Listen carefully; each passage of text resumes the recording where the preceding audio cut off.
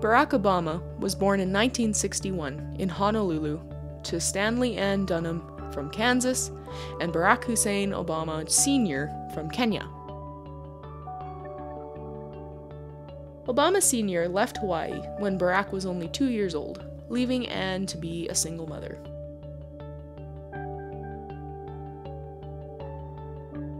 A man named Lolo from Indonesia became Barack's stepfather in 1965.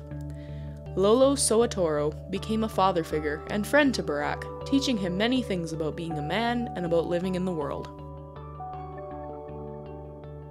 Ann decided to take Barack and follow Lolo back to Indonesia when he graduated from the University of Hawaii.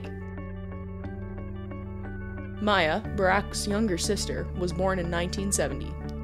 Barack's life changed greatly with Lolo's influence. Eventually, Ann decided that Barack needed to go back to the United States to get the proper education she wanted for him. Barack attended Punahou School in Honolulu and lived with his grandparents for a year before his mother would return to Hawaii after leaving Lolo. During this year, Barack received a visit from his father, Barack Obama Sr.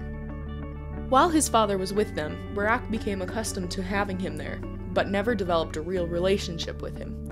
After a month of time spent together, they would never see each other again.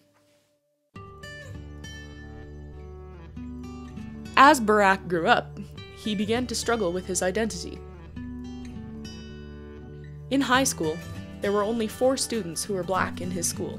He began to see at a young age, even before high school, the separation between the black community and the white community. He started to smoke, drink, and try drugs to fit in with the blacks, but he still felt like he didn't quite belong there either. His mother's family were all white. He couldn't just leave that out entirely, but he knew he was black also.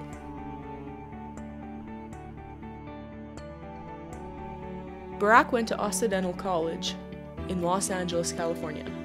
A turning point in his educational career was when he gave a speech and realized that the student body was hanging on to every single word he said. He transferred to Columbia University in New York to get his bachelor's in political science. He decided he wanted to be a community organizer and went to Chicago.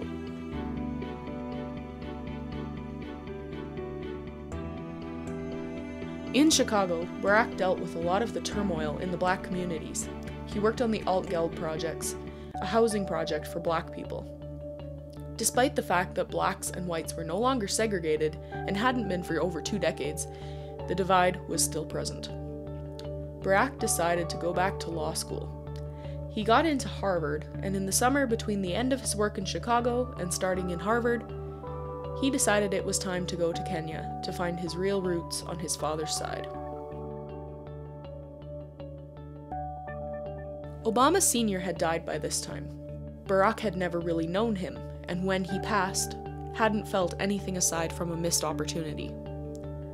While in Kenya, he learned many things about his father.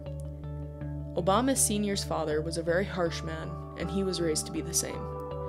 Barack met his father's other brides, other siblings, and immediately felt like he found a home.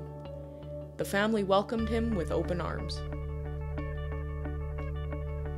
When Barack entered the family scene, he instantly realized that he was the lost son. Obama Sr. had apparently never stopped talking about Barack, and the family felt as though they already knew him.